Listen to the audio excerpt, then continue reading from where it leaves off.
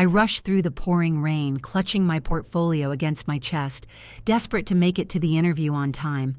After months of applications, Sunshine Prep Academy had finally called me back. This was my chance to escape endless shifts at Gus's diner and put my early childhood education degree to use. My family was counting on me. Then I saw him, an older gentleman in an expensive suit, standing helplessly beside his luxury car with a flat tire as passing vehicles splashed dirty water onto his polished shoes. I checked my watch. If I hurried past, I could still make it. But something stopped me. Need some help? The words left my mouth before I could reconsider. That split-second decision to miss my dream job interview to help a stranger changed everything. How could I know that the man I assisted was Edward Kingsley, CEO of the largest educational company in the state? Or that my simple act of kindness would captivate him so completely? Now I'm navigating a world of corporate politics, suspicious colleagues, and growing feelings for a man whose wealth and power intimidate me. As rumors spread about why I was really hired, I'm questioned at every turn. Is this opportunity based on my merits or something else entirely? And when Edward crosses professional boundaries, I must decide if pursuing my career dreams is worth the personal complications. I never imagined one compassionate choice could offer me everything I ever wanted and potentially cost me everything that matters most. Buckle up, get ready, and subscribe for a special surprise tomorrow. Lily Montgomery stared at her reflection in the bathroom mirror, smoothing down the front of her only professional blazer. The navy blue fabric was slightly faded at the elbows, but she had carefully ironed it the night before. She tucked a strand of light brown hair behind her ear and took a deep breath. "You can do this," she whispered to herself. "Sunshine Prep Academy needs someone like you, someone who genuinely cares about children." Her tiny apartment was quiet except for the soft patter of rain against the window. She had been up since 5 a.m., rehearsing potential interview questions. Her portfolio, filled with lesson plans and early childhood development theories, sat ready on the kitchen table. Lily's phone rang, breaking her concentration. Her mother's name flashed on the screen. "Morning, Mom," Lily answered, balancing the phone between her ear and shoulder as she gathered her things. "Just calling to wish you good luck, sweetie," her mother said, voice warm but tinged with an undercurrent of worry. This job would be such a blessing. The health insurance alone would help with Dad's medications. Lily swallowed hard. "I know, Mom. I'm going to do my best. We're all so proud of you. First one in the family with a college degree, and soon you'll be a real teacher. No more waitressing." "I still have to get the job first," Lily reminded her, feeling the weight of her family's expectations press down on her shoulders. "The interview's at 9:30. I should know something by this afternoon. Call us as soon as you hear anything. Love you, honey." "Love you too, Mom." Lily ended the call and checked the time. If she left now, she'd arrive 15 minutes early, perfect for making a good impression. She tucked her portfolio into her bag, threw on her raincoat, and headed out the door. The neighborhood was coming to life as Lily walked briskly toward the bus stop. She waved to Mr. Parker sweeping the sidewalk outside his barber shop and returned Mrs. Gonzalez's smile as the elderly woman watered plants on her balcony despite the drizzle. Her mind drifted to her community college graduation just 6 months ago. She'd been so full of hope, convinced her degree would immediately translate into a teaching position. Reality had been harsh. Without experience, schools barely glanced at her resume. The position at Sunshine Prep was the first promising lead in months. Lily checked her watch again and picked up her pace. The rain was falling harder now, and the bus was due in 5 minutes. As she rounded the corner, she saw the covered bus stop in the distance. Just 3 more blocks. That's when she noticed him. An older man in an expensive charcoal suit stood beside a sleek black car, his face a mask of frustration as he stared at the clearly flat tire. Cars sped past, splashing dirty water onto his polished leather shoes. He looked completely out of place in this part of town and utterly helpless. Lily hesitated, glancing at her watch. If she stopped to help, she might miss her bus. If she missed the bus, she'd be late for the interview. Her stomach knotted with indecision. The man ran a hand through his silver-streaked hair and pulled out a phone, only to stare at it in confusion. Something about his lost expression made the decision for her. "Excuse me," Lily said, approaching him with her umbrella extended to shield them both. "Do you need some help?" The man looked up, surprised. His eyes were a striking blue that contrasted sharply with his tanned face. "My tire blew out, and I'm afraid I'm not particularly adept at changing it. My phone has no service in this area." "I can call a tow service for you," Lily offered, already pulling out her phone. "They're usually pretty quick." "That would be incredibly kind of you," he said, relief evident in his voice. "I'm already late for a meeting, but at this point, that can't be helped." Lily made the call, learning that a tow truck would arrive in approximately 20 minutes. She checked the time again. Her bus would arrive in 2 minutes. She could still make it if she left now.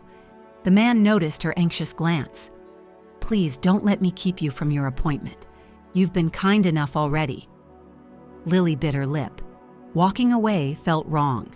The rain was coming down harder, and the man would be soaked through by the time help arrived. "It's okay," she said, making a split-second decision. "I'll wait with you until the truck comes. These things never take as long as they say." But the universe seemed determined to prove her wrong. 20 minutes stretched into 40 as dispatch called to explain their driver was stuck in unexpected traffic.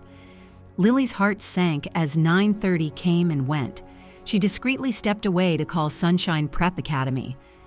"I'm terribly sorry," she explained to the receptionist, "but I've been delayed by an emergency. Is there any way I could reschedule my interview?" The woman's voice was polite but cool. "I'm afraid Mrs. Winters is fully booked for the next 3 weeks. We have several other candidates to consider. We'll keep your resume on file and contact you if another suitable position becomes available." Lily knew what that meant. Her chance was gone. She returned to the stranger, forcing a smile despite the hollow feeling in her stomach. They made small talk while waiting, with Lily learning he was in town for business meetings. She carefully steered the conversation away from herself, not wanting to reveal the opportunities she had just sacrificed. When the tow truck finally arrived, the man tried to press a $100 bill into her hand. "I couldn't possibly," Lily said, gently pushing his hand away. "You've missed something important to help me, haven't you?" he asked perceptively. Lily shrugged. "Nothing that can't wait." His eyes studied her face. "At least tell me your name." Lily Montgomery." "Thank you, Lily Montgomery. Your kindness won't be forgotten."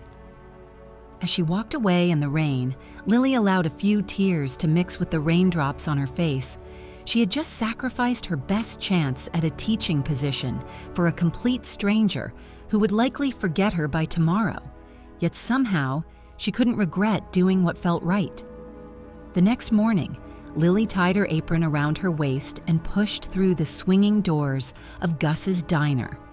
The familiar sounds and smells greeted her: sizzling bacon, coffee brewing, and the gentle clink of silverware against plates.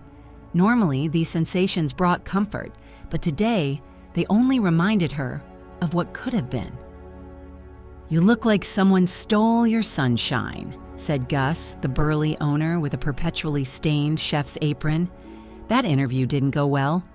"Never made it," Lily admitted, grabbing her order pad from beneath the counter.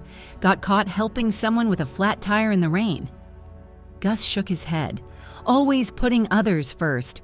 That big heart's gonna get you in trouble someday." "Already has," Lily said with a forced smile. "Table 6 needs coffee." The morning rush kept her busy, which was a blessing. Every time she found herself with a moment to think, the disappointment threatened to overwhelm her. She had called 3 other preschools yesterday afternoon, but none had openings. The reality of another 6 months as a waitress loomed before her. By 11, the breakfast crowd had thinned out. Lily was wiping down the counter when the bell above the door chimed. She turned with her standard greeting on her lips, then froze. The man from yesterday, the one with the flat tire, stood in the entranceway scanning the diner. His expensive suit looked even more out of place here than it had on the rainy street corner. When his eyes met hers, recognition flickered across his face. "Lily Montgomery," he said, approaching the counter. "I was hoping I'd find you here." Lily blinked in surprise. "How did you know where I work?" He smiled, the expression warming his distinguished features. "You mentioned Gus's diner while we were waiting for the tow truck. It wasn't hard to find." Lily didn't remember mentioning her workplace, but she had been distracted by her missed interview. "Well, welcome to Gus's. Would you like a table?" "Please." She led him to a booth by the window and handed him a menu. "Our special today is the turkey club with sweet potato fries." "Sounds perfect," he said, not even glancing at the menu. "And coffee, please." When she returned with his coffee, he motioned for her to sit. Lily glanced around the half-empty diner, then slid hesitantly into the seat across from him. "I never properly introduced myself yesterday," he said, extending his hand. "Edward Kingsley, CEO of Kingsley Educational Enterprises." Lily's hand froze halfway to his. "The Kingsley Educational Enterprises? The company that runs half the private schools in the state?" Edward nodded, a hint of amusement in his eyes. "The very same, though I like to think we do more than just run schools. We develop innovative educational programs and curricula." Lily was speechless. She had helped one of the most influential figures in education and hadn't even realized it. His company was at the forefront of educational technology and progressive teaching methods, exactly the kind of place she had dreamed of working. "What you did yesterday," Edward continued, his voice growing serious, "stopping to help a complete stranger at obvious personal cost to yourself.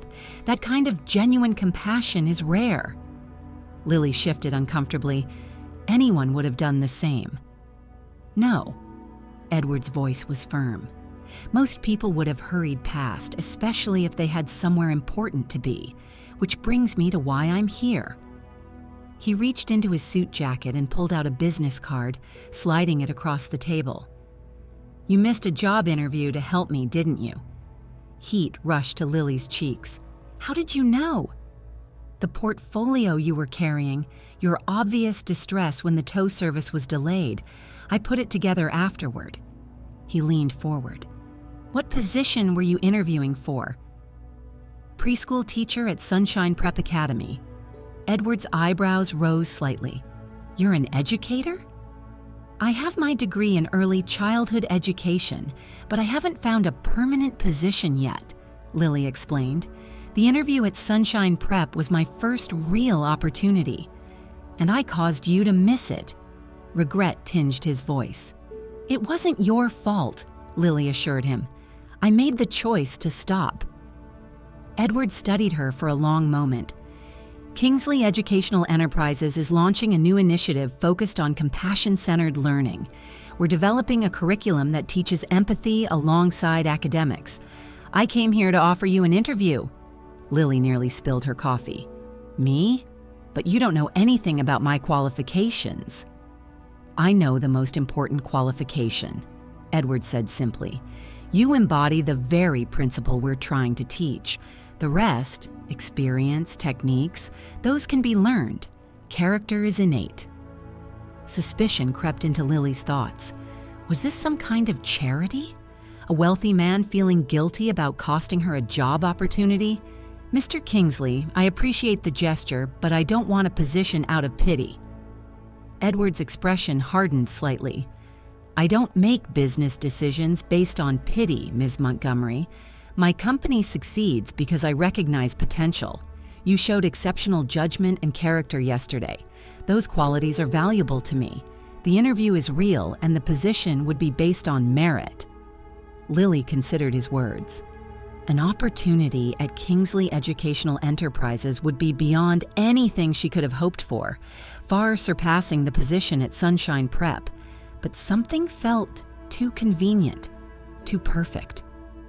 "When would this interview be?" she asked cautiously. "Tomorrow morning, if you're available. Our office is downtown." Gus appeared with Edward's Turkey Club, eyeing the exchange with curiosity. As he walked away, Lily made her decision. "I'll be there," she said, rising from the booth. "Thank you for the opportunity, Mr. Kingsley." Edward smiled. "Thank you for stopping to help a stranger in the rain, Ms. Montgomery. Sometimes kindness finds its way back to us in unexpected ways." As Lily returned to her duties, her mind swirled with possibilities. Was this a genuine opportunity, or was there something more to Edward Kingsley's sudden appearance in her life? Lily stood before the towering glass building that housed Kingsley Educational Enterprises, her reflection distorted in its sleek surface. The 30-story structure dominated the downtown skyline, its modern architecture a stark contrast to the humble neighborhood diner she'd left behind. She'd spent hours preparing for this interview, researching the company's educational philosophy and innovative programs. Her worn portfolio contained her best lesson plans and teaching philosophy, carefully revised and printed on fresh paper. She had even splurged on a new blouse to pair with her navy blazer, stretching her tight budget even further. Taking a deep breath, Lily pushed through the revolving doors into a vast marble lobby. A security guard directed her to a reception desk where a polished woman with a headset checked her name against a list. "Ms. Montgomery, for Mr. Kingsley's office," Lily said, trying to keep her voice steady. The receptionist raised an eyebrow. "Do you have an appointment?" "Yes, at 10 o'clock. Edward Kingsley arranged it himself." This statement earned her a more thorough appraisal from the woman, whose gaze traveled from Lily's sensible shoes to her carefully styled hair. 52nd floor, the executive elevator is to your right." The elevator rose swiftly, leaving Lily's stomach somewhere around the 30th floor. When the doors opened, she stepped into a reception area decorated in minimalist style, all clean lines and muted colors. Behind a curved desk sat a striking woman with short silver hair and piercing eyes. She looked up as Lily approached, her expression neutral but assessing. "Lily Montgomery," Lily introduced herself. "I have an interview." "Yes, you're the waitress," the woman replied, her tone making the words sound like an accusation. "I'm Vivian Chen, Mr. Kingsley's executive assistant. He asked me to show you to the interview room." Vivian led Lily down a corridor lined with awards and framed newspaper articles about Kingsley's educational innovations. "The education department conducts all hiring interviews," she explained, her high heels clicking against the marble floor. "Mr. Kingsley never involves himself in entry-level appointments, so your situation is quite unprecedented." The implication was clear. Lily was receiving special treatment. "I understand this is unusual," Lily said carefully. "I appreciate the opportunity to interview, regardless of how it came about." Vivian stopped outside a frosted glass door. "Indeed, Dr. Harrison will conduct your interview. She heads our curriculum development team." She lowered her voice slightly. "A word of advice, Ms. Montgomery. Edward Kingsley is a brilliant man with a generous heart, but his generosity sometimes clouds his judgment. Whatever your qualifications, this company doesn't run on charity cases." Before Lily could respond, Vivian pushed open the door to reveal a conference room where a woman with curly red hair and tortoiseshell glasses sat reviewing documents. "Dr. Harrison, Lily Montgomery for her interview," Vivian announced before retreating, leaving Lily feeling more self-conscious than ever. Dr. Harrison offered a warm smile that immediately eased some of Lily's tension. "Please have a seat. I've been looking forward to meeting you." The interview began conventionally enough, with questions about Lily's education, teaching philosophy, and experience working with children. Dr. Harrison seemed genuinely interested in Lily's answers, nodding appreciatively when Lily described her thesis on emotional intelligence development in preschoolers. "Your ideas align remarkably well with our new initiative," Dr. Harrison commented. "Edward mentioned you embody the compassionate approach we're trying to foster. Would you mind elaborating on that?" Lily hesitated, unsure how to respond without seeming immodest. "I believe teaching is fundamentally about connection. Children learn best when they feel seen and valued. My approach centers on building those connections and modeling the compassion we want to nurture." Dr. Harrison looked pleased. "That's precisely what we're trying to achieve with our new curriculum. Tell me, if you had unlimited resources to design an early learning environment, what would it look like?" Lily's nervousness faded as she described her vision of education that balanced academic skills with emotional intelligence. The conversation flowed naturally for almost an hour, with Dr. Harrison taking detailed notes. As the interview concluded, the door opened unexpectedly. Edward Kingsley himself entered, causing Dr. Harrison to stand immediately. "Edward, we were just finishing up," she said. "Excellent timing, then," he replied with a smile. "How did Ms. Montgomery do?" Dr. Harrison glanced at Lily. Impressive understanding of early childhood development, creative approach to curriculum design, and a natural affinity for compassion-centered education. She lacks practical classroom experience, but her instincts are sound. Edward turned to Lily. "Would you mind waiting outside for a moment?" Lily gathered her portfolio and stepped into the hallway, where Vivian watched her with thinly veiled suspicion. Through the door, she could hear Edward and Dr. Harrison in serious discussion, their voices too low to make out the words. After several minutes, Edward emerged. "Ms. Montgomery, would you join me in my office?" Vivian looked startled. "But Edward, your meeting with the board is in 20 minutes. "Reschedule it," he said simply, gesturing for Lily to follow him. Edward's corner office offered a panoramic view of the city. Rain clouds gathered on the horizon, reminding Lily of their first meeting. "Dr. Harrison was impressed with you," Edward said, settling into a leather chair behind his massive desk. "So am I." "Thank you," Lily replied cautiously. "Normally, we'd have you interview with several more people, complete assessments, provide references, but I'm going to override that process." He leaned forward. "I'd like to offer you a position developing our compassion-centered curriculum, effective immediately." Lily's mouth fell open. "But I don't have any experience in curriculum development." "You have the fresh perspective we need. You understand the core principle we're trying to teach because you live it." Edward's expression grew serious. "I'll be honest, Lily. Some will question this decision. They'll say I hired you because of our chance encounter, not your qualifications. They won't be entirely wrong, but I trust my instincts, and they tell me you're exactly what this program needs." The opportunity was beyond anything Lily had imagined, yet doubt lingered. Was this really about her abilities, or was she simply a project for a wealthy man with a guilty conscience? "When would you want me to start?" she asked. "Monday. The salary is double what Sunshine Prep would have offered, plus benefits." He slid a contract across the desk. "Take the weekend to think it over, but I hope you'll say yes." As Lily left the building, contract in hand, she felt both elated and uncertain. She was being offered everything she'd ever wanted, but at what cost to her pride and independence? Lily's first day at Kingsley Educational Enterprises arrived with a mixture of excitement and trepidation.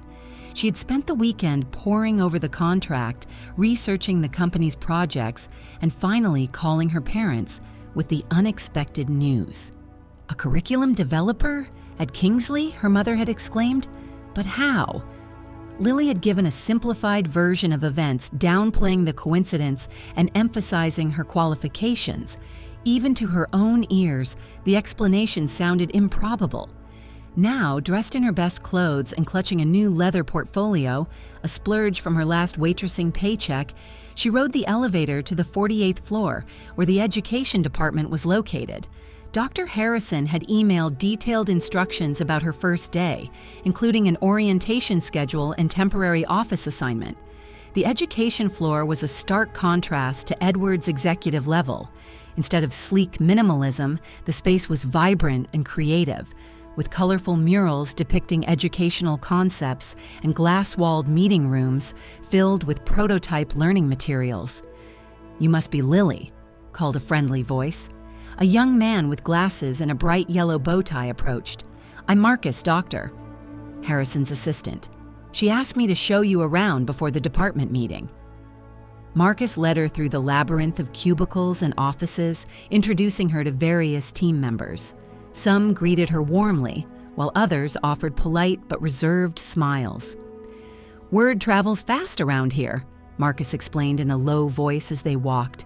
"Everyone knows you were personally hired by Mr. Kingsley. It's unprecedented." "Is that why people are looking at me like I'm a specimen under a microscope?" Lily asked. Marcus grinned. "Partially, but they're also curious about the curriculum project. It's been shrouded in secrecy, and now suddenly there's a new team member hired directly by the CEO."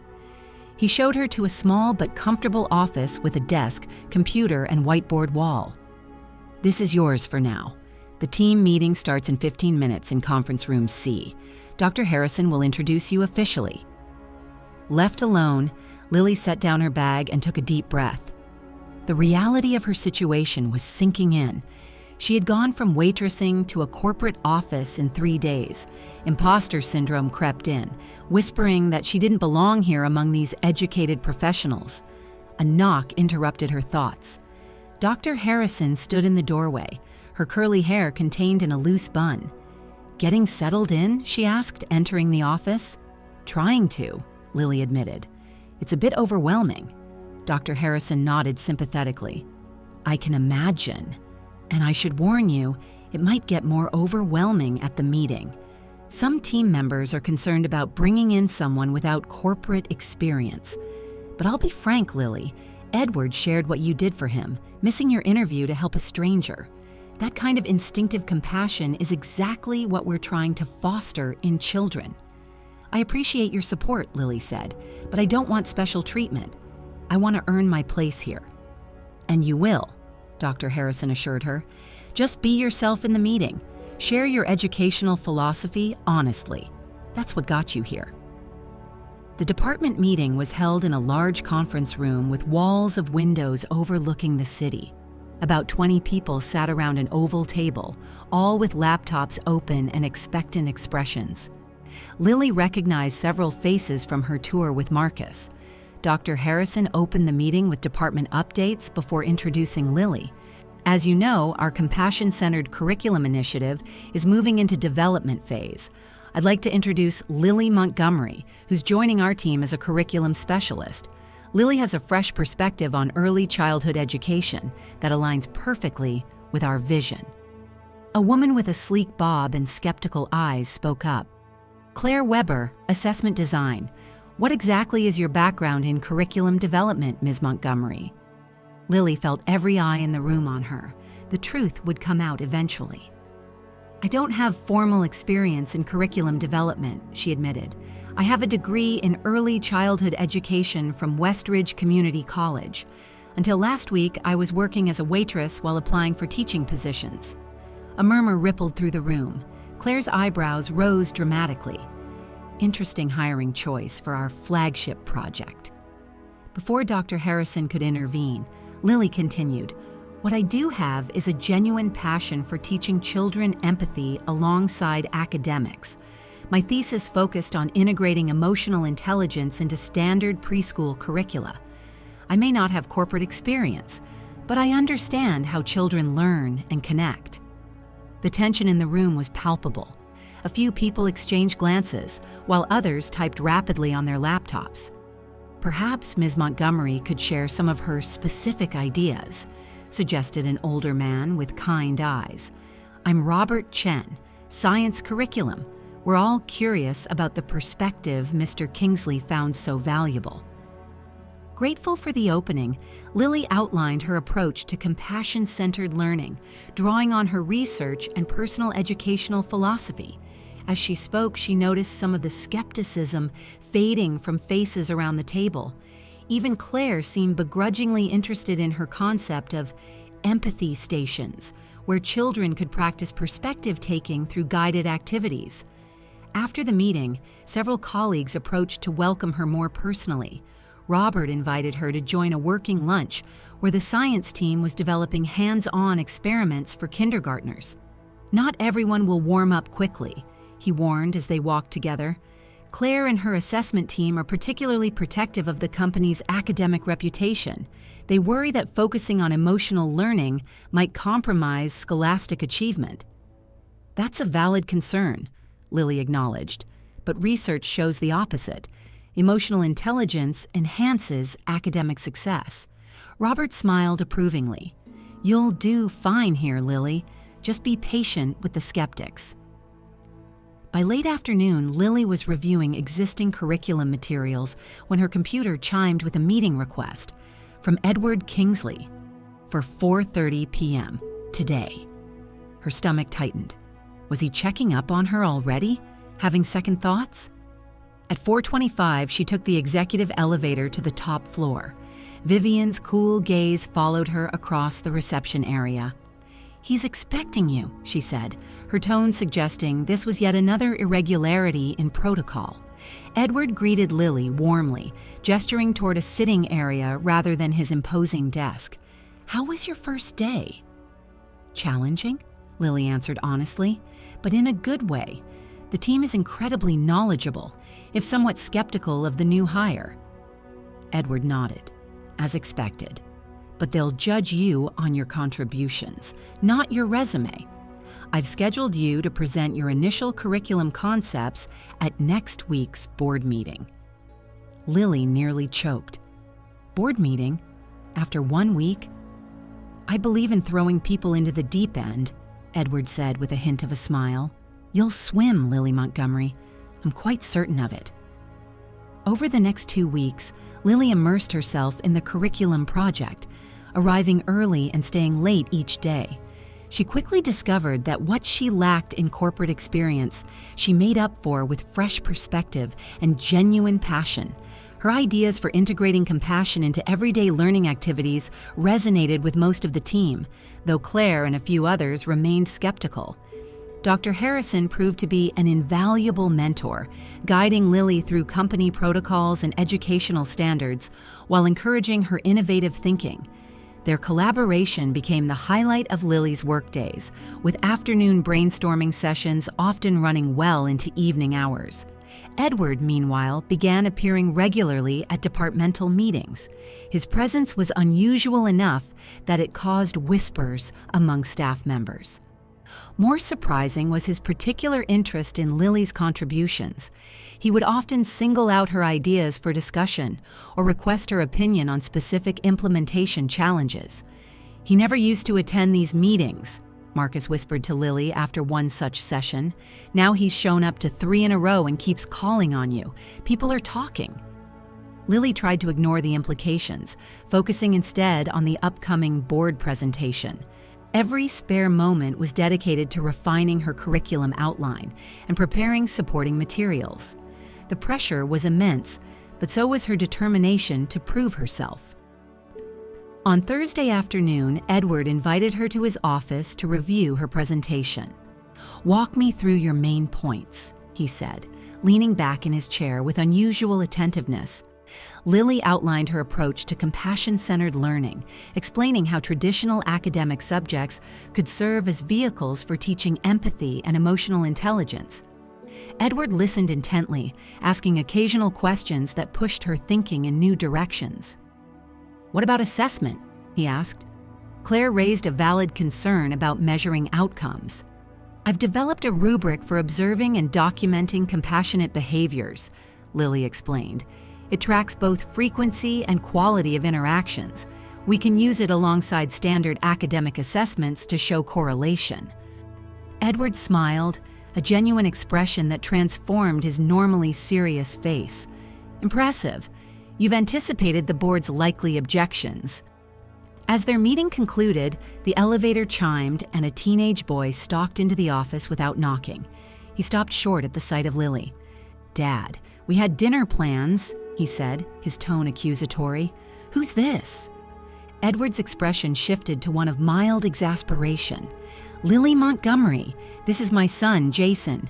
Jason, Ms. Montgomery is developing our new compassion curriculum." The boy assessed Lily with cool detachment, his resemblance to his father unmistakable, despite his youth.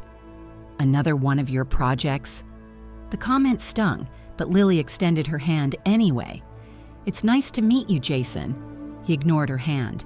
Whatever. Are we having dinner or not? Edward apologized with his eyes. We'll continue this tomorrow, Ms. Montgomery. I think your presentation is nearly ready. As Lily gathered her materials, she heard Jason mutter, "She doesn't look like your usual type." The elevator ride down was a solitary opportunity for reflection. What had Jason meant by another one of your projects? An usual type? The implications were uncomfortable. The next morning, Lily was reviewing her presentation one final time when Vivian appeared at her office door. Mr. Kingsley requests your presence at the executive dining room, lunch meeting with some board members before your presentation. Her tone suggested this was yet another breach of protocol. The executive dining room occupied a corner of the 52nd floor with panoramic views and private seating areas. Edward greeted Lily warmly, introducing her to 3 board members who would be attending her afternoon presentation. As they settled into their meal, one of the board members, a distinguished woman named Eleanor Barnes, addressed Lily directly. Edward tells us you came to us through rather unusual circumstances. Lily felt Edward tense beside her. Yes, we met when I helped him with a flat tire, but my position here is based on my educational philosophy and approach. Eleanor's eyes twinkled with interest. A flat tire led to a curriculum development position. How fascinating. Throughout lunch, Lily fielded questions about her background in education, conscious of the subtle scrutiny beneath the polite conversation. These people were trying to determine why Edward had taken such interest in an inexperienced educator from a community college. As coffee was served, Vivian approached with a message for Edward. He excused himself briefly, leaving Lily alone with the board members. Eleanor leaned forward. My dear, a word of friendly advice. Edward has a history of championing unusual causes and people. His enthusiasm is genuine but often temporary. When the novelty wears off, his attention shifts. Don't build your career on his interest. Before Lily could respond, Edward returned. The lunch concluded cordially, but Eleanor's warning echoed in Lily's mind as they headed toward the boardroom. Don't be nervous, Edward said, misinterpreting her silence. They'll be impressed by your ideas. The boardroom was intimidating, with its massive table and wall of windows overlooking the city. 12 board members sat in leather chairs, including Eleanor and the others from lunch. Dr. Harrison gave Lily an encouraging nod from her seat. Edward introduced Lily with surprising warmth. When I first met Ms. Montgomery, she demonstrated the very quality our education system often neglects: genuine compassion. What began as a chance encounter has led to a curriculum concept that could transform how we teach children to connect with one another. As Lily launched into her presentation, she pushed aside Eleanor's warning and Jason's cryptic comment. For 40 minutes, she outlined her vision for a curriculum that would teach kindness alongside reading, empathy alongside mathematics. The board listened attentively, with occasional nods of approval. When she finished, the questions began, some supportive and others challenging. Throughout the discussion, Edward repeatedly defended both Lily and her ideas with unexpected passion. This isn't just another educational trend, he argued, when one board member expressed skepticism. Ms. Montgomery's approach addresses the fundamental deficit in our current system. We teach children how to compete, but not how to connect. As the meeting concluded, Lily received measured congratulations from several board members. Dr. Harrison was openly enthusiastic. They were impressed, she whispered. Even Claire's assessment team is coming around. Edward caught up with Lily as she left the boardroom. Dinner tonight to celebrate? I know a quiet restaurant where we can discuss next steps. The invitation felt like crossing an invisible line. Their relationship had been strictly professional, despite the rumors. Accepting would only fuel the speculation. I should probably review the board's feedback first, Lily demurred. Perhaps another time? Something like disappointment flickered across Edward's face before his professional mask returned. Of course, "You did exceptional work today, Lily. This project is going to change lives." As she watched him walk away, Lily wondered if Eleanor's warning had been well-intentioned or motivated by something else entirely. One thing was becoming increasingly clear. Her connection to Edward Kingsley was far more complicated than she had initially believed. Following the board presentation, Lily's status at Kingsley Educational Enterprises shifted dramatically. Her curriculum proposal had been provisionally approved for development into a pilot program with a substantial budget allocation. Suddenly, colleagues who had barely acknowledged her were stopping by her office to offer congratulations and suggest collaborations. Even Claire approached her one morning with reluctant respect. "Your assessment matrix for empathetic behaviors is surprisingly robust," she admitted. "My team would like to help refine the metrics." Lily welcomed the change in attitude but found herself working longer hours than ever. The pilot program had an aggressive timeline, with plans to implement in 3 test schools by the next academic year. Each day brought new challenges as theoretical concepts needed to be translated into practical classroom activities and teacher training materials. Dr. Harrison served as a buffer between Lily and the mounting administrative demands, while Edward provided unexpected support by clearing bureaucratic obstacles. He had begun stopping by her office regularly, often bringing research articles relevant to her work or simply checking on her progress. "You need to pace yourself," he commented one evening, finding her still at her desk well past 7. "Burnout won't help the program succeed." "I just want to finish these teacher guidance notes," Lily said, rubbing her tired eyes. "The writing team needs them tomorrow." Edward leaned against her doorframe. "Have you eaten dinner?" "I had a granola bar around 4, she admitted. "That's not dinner. Pack up your things." His tone brooked no argument, so Lily gathered her materials. "Where are we going?" "Somewhere quiet where we can talk through these challenges without fluorescent lighting and the constant ping of emails." Edward drove them to a small Italian restaurant tucked away on a side street. The maitre d' greeted him by name and led them to a secluded corner table. The restaurant was elegant but unpretentious, with warm lighting and soft classical music. "You come here often?" Lily asked as they settled into their seats. "It's one of the few places I can have a meal without being interrupted by business associates," Edward explained. "The owner is an old friend who protects my privacy." Over plates of handmade pasta, their conversation flowed easily from curriculum challenges to broader educational philosophy. Edward proved to be not just a savvy businessman, but a thoughtful theorist with genuine concern for children's development. "What made you focus on education?" Lily asked as they lingered over tiramisu. "You could have gone into any industry." Edward's expression grew contemplative. "My own education was cold and competitive. Prestigious schools that taught me to succeed at all costs, but never how to connect with others." He paused. "Jason's mother left when he was 3. I realized I didn't know how to teach my son the emotional skills I'd never learned myself. That's when I began researching emotional intelligence and its impact on development." Lily had never seen this vulnerable side of him. The powerful CEO had momentarily vanished, replaced by a father trying to do better than his own upbringing. "That explains your interest in compassion-centered learning," she said softly. "It's more than academic for me," he admitted. "Though I'm afraid I've been a poor student. Jason still struggles to connect emotionally, much like his father." The conversation shifted to personal territory, with Edward asking about Lily's family and background. She found herself sharing stories about growing up in a loving but financially struggling household where kindness was valued above achievement. "My parents taught me that success without compassion isn't really success at all," she explained. "They may not have been able to give us material advantages, but they gave us something more important." Edward listened with genuine interest. "They sound like remarkable people.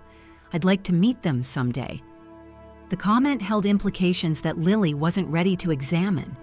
The evening had already crossed from professional to personal in ways that both excited and alarmed her. As Edward drove her home, silence settled between them, heavy with unspoken thoughts. Outside her apartment building, he turned to face her. "Thank you for this evening, Lily. It's been a long time since I've had a conversation that wasn't ultimately about business strategy or shareholder value." "I enjoyed it too," she admitted. "But we should probably keep things professional at the office. People are already talking." "Let them talk," Edward said with sudden intensity. "I've spent my life worrying about appearances and propriety. Meeting you has reminded me what really matters." Before Lily could respond, he leaned forward and kissed her gently. The contact was brief but electric, sending a jolt of conflicting emotions through her body. "I should go," she whispered, reaching for the door handle. "Lily," Edward's voice stopped her.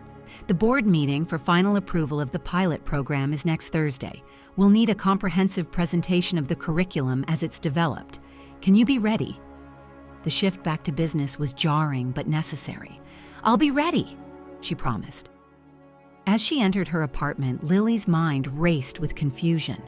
The evening had revealed a different Edward Kingsley than the powerful CEO she had come to know professionally. His interest in her seemed genuine, not merely a passing fancy as Eleanor had suggested. Yet the power imbalance between them was undeniable. He was her employer, a wealthy and influential man who could advance or end her career with a word. And what about the hints from Jason and Eleanor about projects and temporary enthusiasms? Lily touched her lips, still feeling the ghost of his kiss.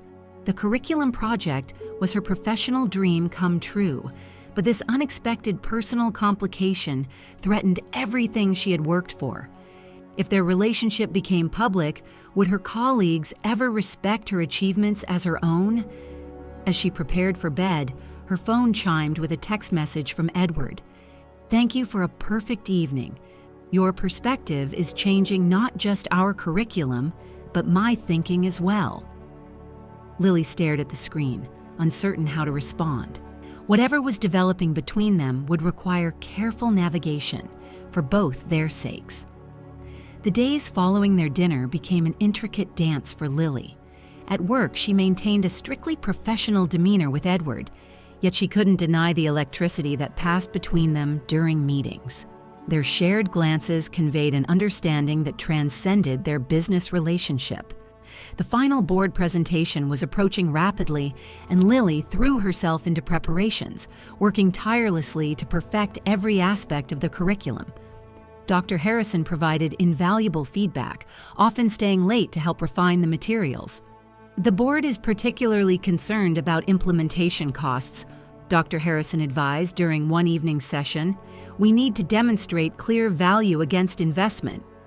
Lily nodded, adding financial projections to her growing presentation. "I've included case studies from similar programs showing improved behavioral outcomes and academic performance." "Excellent, and Edward will be there to support you, of course," Dr. Harrison said, watching Lily's reaction carefully. Lily kept her expression neutral. "Mr. Kingsley has been very supportive of the project." "Just the project?" Dr. Harrison's tone was gentle but probing. Lily felt her cheeks warm.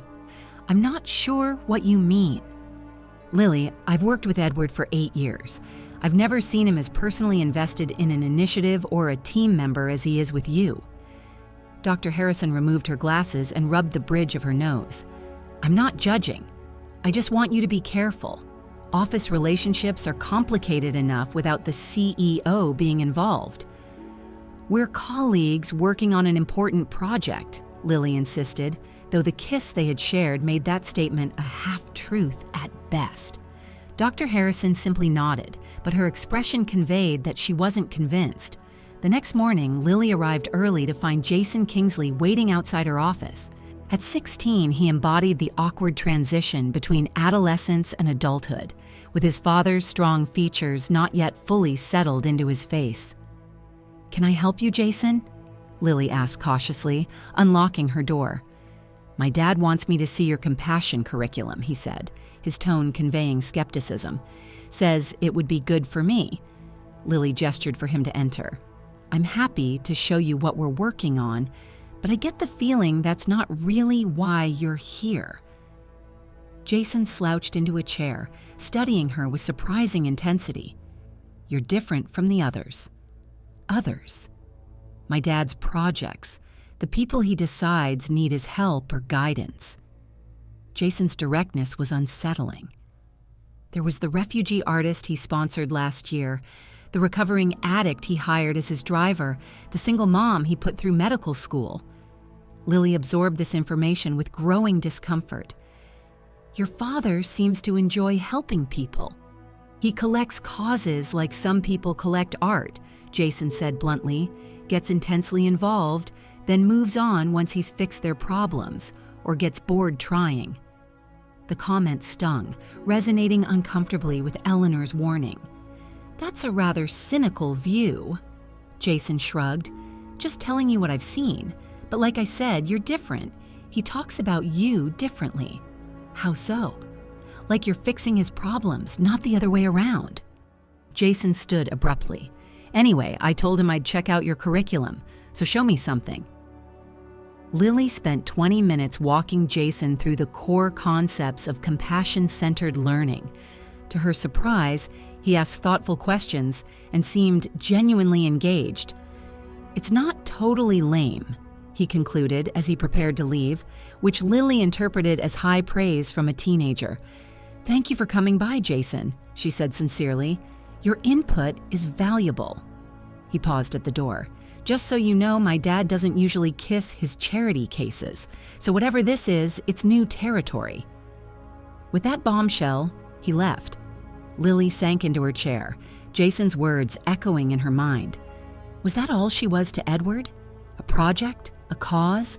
Something to fix or improve before moving on?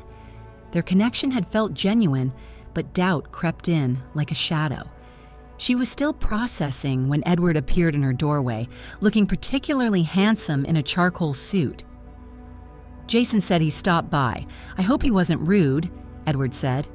"He was actually quite insightful," Lily replied carefully. "He mentioned some of your past projects." Edward's expression shifted subtly. "I see, and you're wondering if you're just another one." The thought crossed my mind. He entered her office fully, closing the door behind him. "Lily, what's developing between us is entirely different. Yes, I've helped people in the past when I had the means, and they had the need. Some might call it a savior complex, and perhaps there's truth in that criticism. And me? Am I someone you're trying to save? No." His voice was firm. "You're someone who reminded me what genuine compassion looks like. Someone who helps others not because of what it says about her, but because it's fundamentally who she is." He moved closer. "You're changing how I see the world, Lily. That's never happened before." His sincerity was compelling, and Lily found herself wanting to believe him. Before she could respond, her phone rang, displaying Dr. Harrison's number. "I should take this," she said apologetically. Edward nodded. "We'll continue later. Dinner after the board meeting tomorrow?" "If it goes well," Lily agreed. Her conversation with Dr. Harrison was brief but alarming. The board had called an emergency session that afternoon to address concerns about the compassion curriculum, specifically questions about Lily's qualifications and Edward's judgment in appointing her. "Someone leaked your limited experience to several key members," Dr. Harrison explained, "and there are rumors circulating about a personal relationship affecting business decisions." Lily's stomach dropped. "What can we do?" "Prepare for tough questions. Stick to the curriculum's merits. And Lily, whatever is happening between you and Edward, keep it completely separate from this presentation." The rest of the day passed in a blur of preparation and anxiety. Lily barely saw Edward, who was tied up in executive meetings. By evening, news had spread through the department about the emergency board session. Marcus stopped by as Lily was leaving. "Just a heads up, Claire was meeting with Eleanor Barnes earlier. They looked really intense. "Thanks for letting me know," Lily said, trying to hide her growing concern. That night, Lily could barely sleep. Everything she had worked for was at risk, and worse, her integrity was being questioned. If the board rejected the curriculum because of perceived impropriety, it wouldn't just be her career damaged, but a program that could genuinely help children. Her phone lit up with a text from Edward. "Whatever happens tomorrow, I believe in you and this curriculum. We'll face it together." The message brought both comfort and concern. Their growing personal connection might be the very thing that undermined everything she had worked to build. The emergency board meeting was scheduled for 2 o'clock. Lily arrived at Kingsley Educational Enterprises an hour early, her presentation materials meticulously organized, and her professional outfit carefully chosen to project competence and seriousness. She had rehearsed answers to potential questions about her qualifications, focusing on the substance of her ideas rather than her limited experience. Dr. Harrison met her in the conference room to review last-minute strategies. "Eleanor Barnes will likely lead the questioning," she warned. "She's been with the company since Edward's father ran it and considers herself a guardian of its reputation." "Any advice on handling her?" Lily asked. "Be straightforward. Don't get defensive. And most importantly, keep the focus on the curriculum, not yourself or your relationship with Edward." The mention of a relationship made Lily tense. There is no relationship to discuss. Dr. Harrison gave her a knowing look, but didn't press the issue. "Edward will be arriving separately.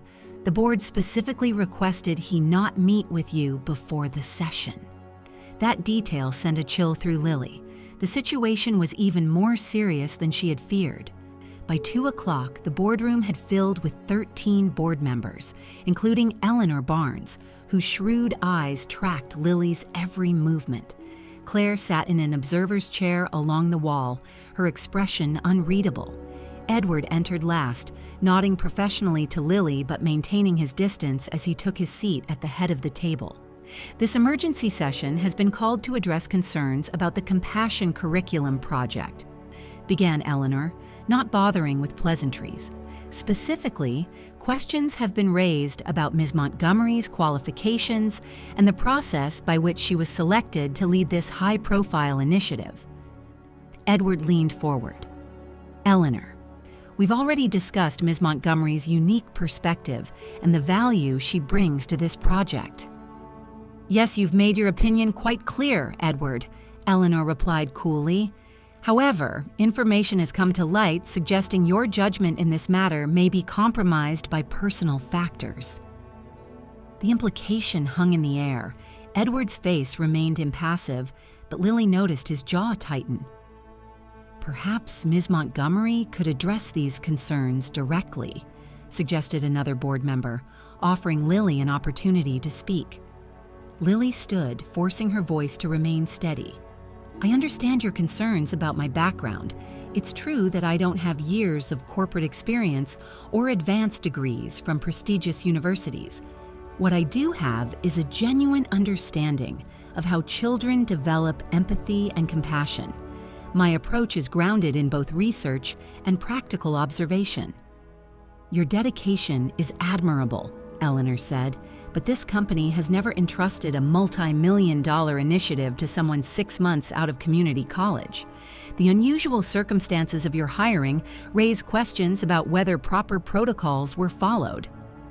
"If you're implying I was hired for reasons other than my qualifications, I can only point to the curriculum itself," Lily responded. "The materials we've developed have been vetted by education experts and align with current research on social-emotional learning." "Which brings us to another concern," Eleanor continued relentlessly. "Sources indicate you and Mr. Kingsley have developed a personal relationship that extends beyond professional boundaries. This creates both ethical concerns and potential legal liabilities for the company." The accusation landed like a physical blow. Lily glanced at Edward, who had risen to his feet. "That's enough, Eleanor. Ms. Montgomery's personal life is not relevant to this discussion." It becomes relevant when it affects business decisions, Eleanor countered. Several staff members have reported special treatment, private meetings, and most recently, a romantic dinner at Vincenzo's. The board has a responsibility to ensure decisions are made objectively, not based on personal entanglements. Lily felt the blood drain from her face. Someone had been watching them at the restaurant. The private conversation she had treasured had been observed and reported back like corporate intelligence. Ms. Montgomery, Eleanor turned back to her, did you or did you not engage in a romantic relationship with Edward Kingsley while working directly under his authority on this project? The room fell silent. Every eye was on Lily, including Edward's, which held both apology and defiance. In that moment, she realized no matter how she answered, the damage was done. If she denied it, she would be calling Edward a liar. If she admitted it, her professional credibility would be destroyed. My relationship with Mr. Kingsley has been primarily professional, she began carefully. We have shared meals to discuss the curriculum outside office hours. Any personal connection that may have developed has not influenced the content or quality of my work. Eleanor's expression showed she wasn't satisfied. That's hardly a denial, Ms. Montgomery. Because I won't lie to protect myself, Lily responded, finding strength in honesty. I respect Mr. Kingsley greatly, both professionally and personally. But the compassion curriculum stands on its own merits. Judge it by its content, not by speculation about its creators. A young board member named Thomas spoke up. I've reviewed the curriculum materials in detail. They're innovative and well-researched. Whatever personal factors may be involved, the work itself is exemplary. Thank you, Thomas, Edward said. That's precisely the point. The curriculum deserves to be evaluated on its merits.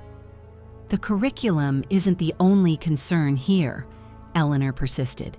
This company has policies against relationships between managers and those who report to them, particularly when hiring and advancement decisions are involved. I was unaware of any such policy when I accepted this position, Lily said, her voice growing stronger. But if my presence is creating a problem for Kingsley Educational Enterprises, I'm prepared to step down rather than see this important work abandoned. Her offer silenced the room. It was clearly not the response Eleanor had anticipated. That would be a tremendous loss, Doctor. Harrison interjected from her observer's seat. Ms. Montgomery's vision is central to the project's innovation. Edward's expression was pained. Lily, that's not necessary. Perhaps it is, she replied, gathering her materials. The children who would benefit from this curriculum deserve better than to have it derailed by personal politics. If my resignation would allow the project to move forward, then that's what I'll do. With dignity, Lily walked toward the door. Before she could reach it, Claire unexpectedly stood from her observer's chair.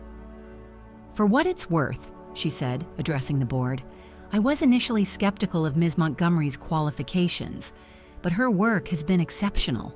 The assessment metrics she's designed are more sophisticated than anything we've previously implemented. Losing her would significantly compromise the project. This endorsement from her former critic caused a ripple of murmurs around the table. Lily paused at the door, uncertain whether to stay or go. Edward seized the moment. I propose we table this discussion and reconvene tomorrow after everyone has had time to review the curriculum materials more thoroughly. Personal matters can be addressed separately through appropriate channels. Eleanor looked dissatisfied, but found herself outvoted as other board members nodded in agreement. The meeting adjourned with tension still thick in the air. As the board members filed out, Edward approached Lily. Don't resign, he said quietly. We'll find a solution. I think it might be too late for that, Lily replied, her voice steady despite the turmoil she felt. Whatever happens with the curriculum, my credibility here is compromised. Lily, he began, but she shook her head. Not now, Edward. I need to think. Without waiting for his response, she left the boardroom, head held high despite the whispers that followed her down the corridor. Lily returned to her apartment in a daze, the events of the board meeting replaying in her mind. She had offered her resignation on impulse, a desperate attempt to save the curriculum, but now the reality of potentially walking away from everything she'd built hit her full force. Her phone had been buzzing with messages from Edward, Dr. Harrison, and even Marcus, but she couldn't bring herself to respond to any of them yet. Instead, she kicked off her shoes and curled up on her small couch, trying to make sense of the situation. A knock at her door startled her. For a moment, she feared it might be Edward, but when she checked the peephole, she saw Gus from the diner standing awkwardly in the hallway. "Gus?" she said in surprise as she opened the door. "What are you doing here?" The burly man held up a paper bag. "Figured you might need comfort food. Maria made your favorite pie." The unexpected kindness brought tears to Lily's eyes. She had kept in touch with her former co-workers, occasionally stopping by the diner for coffee, but she hadn't expected this level of thoughtfulness. "Come in," she said, wiping her eyes. "How did you know I was having a rough day?" Gus set the pie on her counter. "You texted Maria earlier saying you might need your old job back. Sounded like an emergency." Lily had forgotten sending that message in the aftermath of the board meeting. It had been an impulsive text, born of panic rather than a concrete plan. "It's complicated," she admitted. "The job I thought was my dream opportunity might be falling apart." Gus settled his large frame onto one of her kitchen chairs. "Want to talk about it?" Surprisingly, she did. Without mentioning names or specific details, Lily explained how her personal feelings had become entangled with her professional life, jeopardizing a project she deeply believed in. "Sounds like you've got two separate problems," Gus observed. "The work issue and the heart issue. Maybe you need to solve them separately." His simple wisdom struck Lily as profound. She had been treating her feelings for Edward and her commitment to the curriculum as inseparably linked, but perhaps they didn't have to be. After Gus left, Lily made a decision. She would focus first on salvaging the curriculum, which meant separating it from any personal complications. She spent the evening drafting a proposal that would allow her to continue developing the content while removing herself from the corporate structure that was causing conflict. By morning, she had a clear plan. After a shower and a strong cup of coffee, she finally checked her messages. Edward had called 5 times and left a voicemail asking her to meet him. Dr. Harrison had sent an encouraging note about the board reconsidering their position. Most surprisingly, Claire had emailed to say she would support Lily's continued involvement in the project. Rather than responding immediately, Lily dressed professionally and headed to a small preschool in her old neighborhood, one she had applied to before meeting Edward. The director, Ms. Jimenez, welcomed her warmly. "Lily, what a surprise. I thought you were working for that big education company downtown." "I am, but I'm exploring some alternatives," Lily explained. "I remember you mentioning your school was looking to update its curriculum." Ms. Jimenez led her to a bright classroom where children were engaged in morning activities. "We're always looking to improve, but our budget is limited compared to the corporate schools." Lily watched a little girl carefully helping a classmate with a difficult puzzle piece, the natural empathy of children evident in the simple interaction. "What if I told you I've been developing a curriculum focused on teaching compassion alongside academics, one that could be implemented on a smaller scale, without corporate resources?" Ms. Jimenez's interest was immediate. They spent the next hour discussing the core principles of Lily's approach and how they might be adapted for a community preschool. By the time she left, Lily had arranged to return with sample materials and potentially pilot a scaled-down version of her program. The visit had clarified something important. The curriculum could exist independently of Kingsley Educational Enterprises. It could still make a difference, even without millions in corporate backing. With renewed confidence, Lily finally returned Edward's call. He answered immediately. "Lily, thank God. I've been worried. Where are you?" "I needed time to think," she explained. "I'm ready to talk now." They agreed to meet at a public park, neutral ground away from both the office and the intimate setting of restaurants they'd frequented together. When Lily arrived, Edward was already waiting on a bench, looking less like a powerful CEO and more like a man who hadn't slept well. "Thank you for coming," he said as she sat beside him, maintaining a respectful distance. "I've been meeting with the board all morning. They're willing to approve the curriculum with certain conditions." "What conditions?" Lily asked cautiously. "A different project lead, someone with more experience who would implement your vision." His expression showed his distaste for the compromise. "I told them it was unacceptable." "Actually, it might be the best solution," Lily said, surprising him. "Edward, I visited Bright Horizons preschool this morning. They're interested in piloting a smaller version of the curriculum. I could develop both simultaneously, working as a consultant for Kingsley rather than an employee." Edward looked taken aback. "You've been busy. But Lily, you designed this curriculum. You should get the credit and compensation for it." "The most important thing is that it reaches children," she insisted. "Besides, this arrangement would solve the other issue the board raised. If I'm not your employee, our personal relationship doesn't create a conflict of interest." "Is that what we have? A personal relationship?" Edward asked softly. "After yesterday, I wasn't sure you'd want anything to do with me." Lily met his gaze directly. "I care about you, Edward, but I'm not going to be one of your projects or causes. I need to know that what's between us is genuine, not another example of your savior complex." Edward winced at the accuracy of her assessment. "Jason talked to you. He was surprisingly insightful for a teenager." Edward was quiet for a moment. "You're right about my pattern. I've used helping others as a substitute for genuine connection. But with you, it's different. You didn't need saving. You saved me. From my own emotional detachment. From seeing business success as the only measure of worth." His sincerity was compelling, but Lily remained cautious. "If we're going to explore whatever this is between us, we need to do it on equal footing. No power dynamics, no savior and saved." "Agreed," Edward said earnestly. "What do you propose?" "I'll present my consultant arrangement to the board. If they accept, I'll continue developing the curriculum independently. Meanwhile, we can get to know each other properly, outside the context of Kingsley Enterprises." For the first time since she'd met him, Edward looked genuinely uncertain. "And if they don't accept?" Lily stood, feeling stronger than she had in days. "Then I'll develop it for Bright Horizons and other schools that see its value. The curriculum will survive either way." Edward rose to stand beside her. "One way or another, your work will reach children who need it. I'll make sure of that, not as your boss or benefactor, but as someone who believes in your vision." As they walked together through the park, neither touching but acutely aware of each other's presence, Lily felt the first stirrings of hope.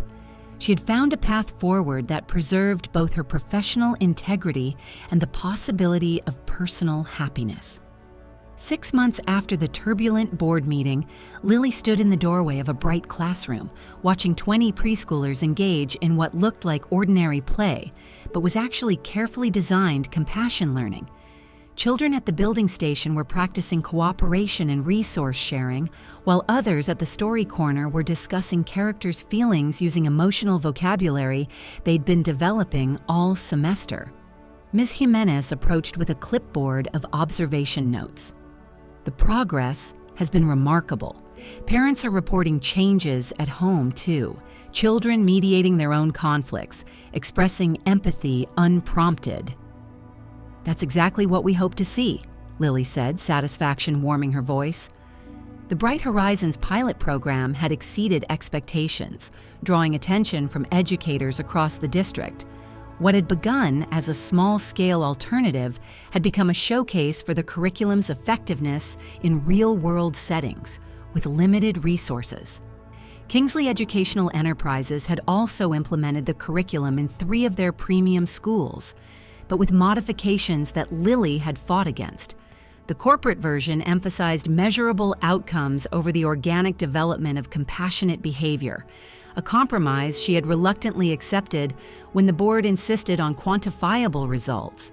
Her consultant arrangement had worked better than expected, allowing her to maintain creative control while distancing herself from corporate politics. She visited Kingsley headquarters only for scheduled meetings, working primarily from a small office adjacent to Bright Horizons. Her phone vibrated with a message from Edward. Board meeting adjourned. Big news to share. Dinner tonight. Their relationship had evolved carefully over the months, building on mutual respect rather than the uneven power dynamic of their first encounter. Edward had made a conscious effort to treat Lily as an equal partner, seeking her counsel professionally while allowing their personal connection to develop at its own pace. "Got time for a visitor?" A familiar voice called from the classroom doorway. Lily turned to find Edward standing there, looking more relaxed than she had ever seen him at the office. His suit jacket was absent, sleeves rolled up as if ready to join the children's activities. "Always," she replied warmly. "I didn't expect you until later." "I wanted to see the program in action," he explained, "and I couldn't wait to tell you about the board's decision." Ms. Jimenez discreetly moved away to give them privacy, though her curious glance suggested she was well aware of who Edward was. "What happened?" Lily asked. Edward's eyes shone with unexpected emotion. "They've approved the creation of a non-profit foundation dedicated to compassion-centered education, independent from Kingsley Enterprises, but funded by a substantial endowment."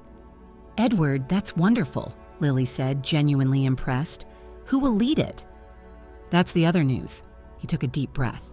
"I'm stepping down as CEO of Kingsley. I've asked the board to appoint Rebecca Harrison as my successor." Lily stared at him in shock. "You're leaving the company? But it's been your life's work, your family legacy." "It was my father's legacy," Edward corrected. "I realized I've been carrying his vision, not my own. The foundation will be my contribution, something that reflects what I truly value." He glanced meaningfully at the children playing nearby. "And I'm hoping you'll consider co-developing it with me." The offer was unexpected, but somehow perfectly aligned with the journey they had taken together. "You're serious about this?" "Never more so," Edward confirmed. "The foundation would fund programs like this one, train teachers in compassion-centered methods, and develop resources for schools regardless of their budgets. You'd have complete creative control." "And what would your role be?" Lily asked, needing to understand exactly what he was proposing. "Strategy, fundraising, infrastructure, whatever supports your educational vision without overriding it." His gaze was earnest.